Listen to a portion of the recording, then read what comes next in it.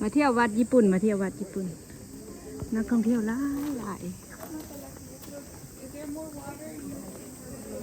ถ่ายรูปได้ถ่ายเซลฟี่เอาเอง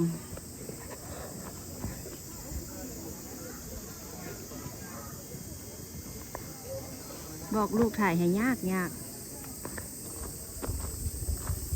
คุณ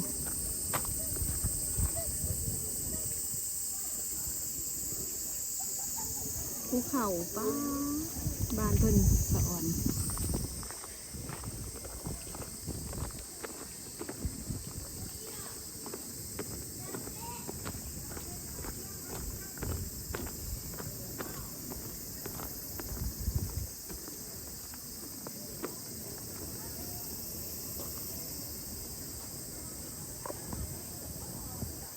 ิเป็นนิดข้าวโพดเน่าอีสาบ่ข้าวโพดเน่าอีสาบ่นั่นกันว่าแบบนี้ว่าคำเดียวนี่มันดินผาๆเด้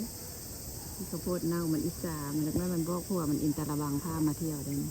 บ่อนนี้ยังไม่ได้ไปเบบี้นี่ว่าได้หันเบบี้อินตาละบังกัดหน่อยนึงมันก็ดินผาๆได้ฮะเด้